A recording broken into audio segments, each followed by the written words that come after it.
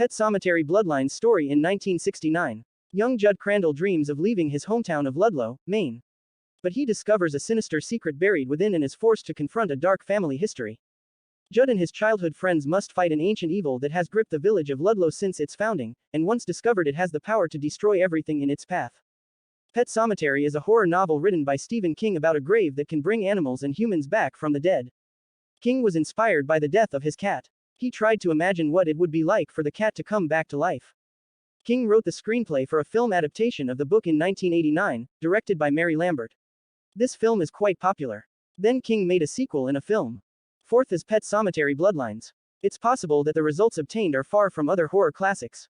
This is because it is less visually attractive or more scary than expanding knowledge about Pet Sematary. But either way, horror fans can get enough entertainment from the more popular franchises. We may be presented with boring choices like a dying character for a living pentagonist and entrails covering a corpse in a more interesting counterpunch. In this case, Bloodlines doesn't feel like a waste of the Pet Sematary franchise. However, the storyline meanders around Ludlow. This is contrary to the lives of city people who want to live in the village to have a more meaningful life. But it turns out that his hometown is languishing or dead.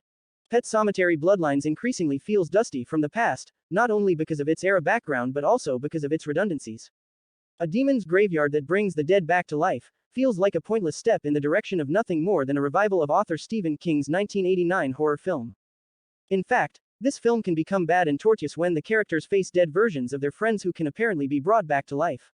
This film can be boring even though there are chase scenes in underground tunnels and also a massacre in a hospital. However, he has conveyed extraordinary ideas through strict direction.